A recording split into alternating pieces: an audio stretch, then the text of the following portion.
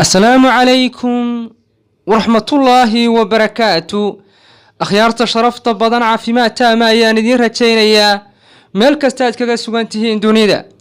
haweenaydani waxay leedahay xilli aanu ninkayga sameeynay baashaal ayaa waxa isoo gaadhay inay biyihiisu igu soo boodaan oo ishayda ay ku dhacaan.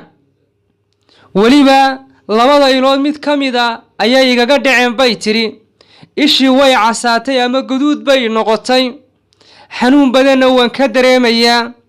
arrintaas ayaan la dhibtoonayaa ma laga yaabaa inaan sidaa ishayda aan ku waayo ama dhibaato caafimaad oo weyn ay ugu samayso halis caafimaad aan ku galo.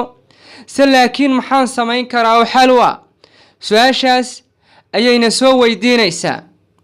haddii aynu jawaabta haweenayda u nimaadno, biyaha taranka ee ragga meel kasta oo jirka ay ka gaadhaan waa bilaa dhibaato.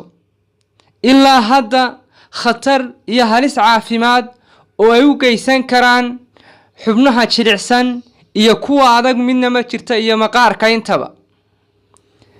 laakiin waxaa jira biyuhu waxay ka samaysan yihiin compounds biyaha ku jira ayaa jira.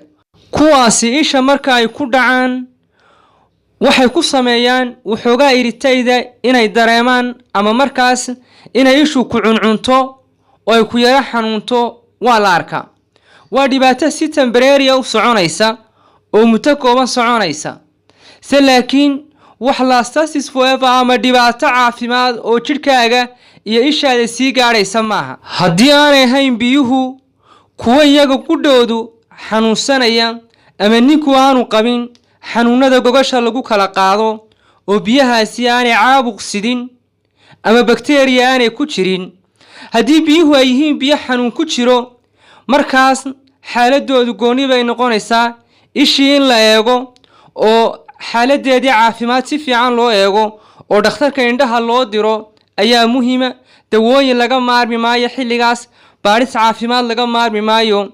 laakiin biyuhu haddii ay yihiin biyo caafimaad qaba, ishaada dhibaato sii soconaysa ma gaadhsiinayaan ee dhibaato kooban oo waqti kooban ku dhacaysa ayay gaadhsiinayaan, sida cuncun iyo ishu inay ku cuncunto iyo waxyaabo noocaasa.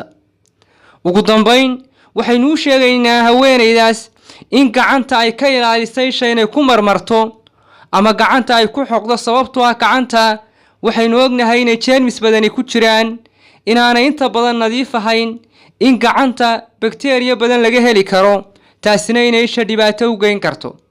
markasta xataa ishaadoo iska caadiya oo aanay waxba ku dhicin gacantaada ha ku marmarin.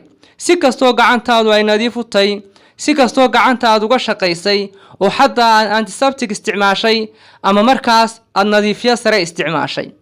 intaas ayaynu ku soo koobaynaa muuqaalkii.